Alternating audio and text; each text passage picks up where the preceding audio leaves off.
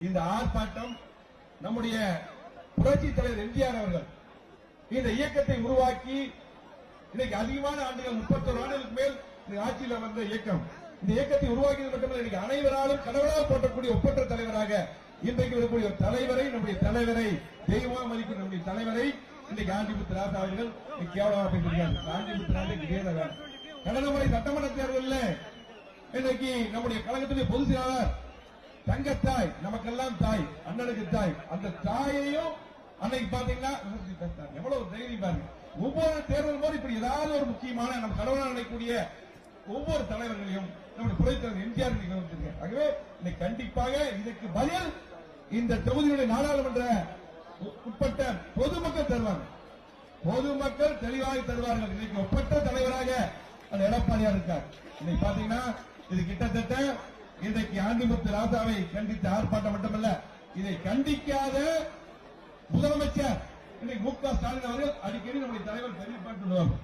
தலைவர் சொல்லாம என் தலைவர் அரசியல் பண்ண முடியாது, நம்ம தலைவர் சொல்லாம. ஆனால் இதுவரை கண்டிக்கும். ஆகவே கண்டிப்பாக இது ஆர்ப்பாட்டம் மட்டுமல்ல, இந்த நாடாளுமன்றம், இந்த நீலகிரி நாடாளுமன்றத்திலே அந்த எடப்பாடி அவர்கள் யாரை வேட்பாளர் நிறுத்தினாலும் கண்டிப்பாக இன்னைக்கு பாத்தீங்கன்னா இன்றைக்கு வரவே முடியல. இன்னைக்கு அவனாசியே கதிகளை இருந்துச்சு, அவ்வளவு பெரிய கூட்டம் 62 நாள் ஆச்சு. இன்னைக்கு பாத்தீங்கன்னா கண்டிப்பாக அந்த எடப்பாடி அவர்கள் யாரை அறிவித்தார் வேட்பாளராக இரட்டை இலை சின்னம் வெல்லும். இதுக்கு பதில் ஆண்டிமுத்து ராசாவுக்கு கண்டிப்பாக கிடைக்கும் என்று சொல்லி கண்டிப்பாக அதிகமான திட்டங்கள் தந்து இன்னைக்கு தமிழ்நாடு முழுவதும் இன்னைக்கு அதிகமான திட்டங்கள் முதலமைச்சராக இருக்கும்போது தந்து அம்மா திட்டங்கள் மட்டுமல்ல, இன்னைக்கு மக்களுக்கு தேவையான திட்டங்கள் ஒப்பற்ற தலைவராக அந்த எடப்பாடியார் இருக்கார்.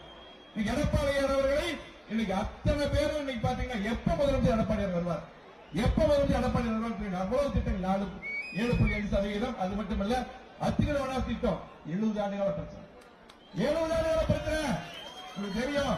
இந்த பிரச்சனை நிறைவேற்றியவர் 70 ஆண்டுகால போராட்டம் நம்முடைய மக்கள். இன்னைக்கு நான் எல்லாம் போய் சொன்னதும் மத்திய அரசிலிருந்து நிதிகள் என்ன பண்ணலாம், ஆனா நீங்க விவசாய முதலமைச்சர் நீங்க பண்ணாம யாரு அப்படியா இது பாத்தீங்கன்னா நான் கூட வந்துட்டோம், எப்படி நிறைவேற்ற நிறைய பணம் ஆக வேண்டும். ஆனால் உடனடியாக அறிவிப்பு கொடுத்து அத்தனை நிதியும் அவரே முதலமைச்சர் ஒதுக்கி நேரடியாக வந்து அடிக்கல் நாட்ட ஒப்பற்ற தலைவராக இன்னைக்கு விவசாய குடும்பத்தில் பிறந்த ஒரு கிராமத்தில் பிறந்தவர் எப்படி ஆட்சி நடந்தாலும் 1 மாசத்துல போயிடுவார், 3 மாசத்துல போயிடுவார். அப்படியெல்லாம் இல்ல, 4 வருடம் 2 மாதங்கள் ஒப்பற்ற முதலமைச்சராக அத்திகர வனாஸ் திட்டம் மட்டுமல்ல, ஏற்பாடு விரிவாக்கத்துக்கு நிலம் ஒதுக்கினாரு. இங்க 50 ஆண்டுகளாக வளர்ச்சி கொடுத்தாரு. இப்ப இருக்கக்கூடிய அத்தனை திட்டங்களும் ஸ்டாலின் திறந்து வைக்கக்கூடிய அத்தனை திட்டங்களும் அந்த எடப்பாடி அவர்கள் நிதி ஒதுக்கி கொண்டு திட்டம் தான் நீங்க திறந்து வச்சிருக்க. எந்த திட்டமே தராம 3 வருஷம் திமுக ஓட்டிருச்சு, எந்த திட்டமே தராம. ஆகவே இன்னைக்கு மீண்டும் நம்முடைய மாவட்டத்தை எல்லாம் புறக்கணித்த திமுகவை மக்கள் புறக்கணிப்பார்கள். நாடாளுமன்றத்தில் எடப்பாடி தலைமையில் 40 வெல்வோம். சட்டமன்ற தேர்தல் எப்ப வந்தாலும் 200 எடப்பாடி முதலமைச்சர் வருவார்.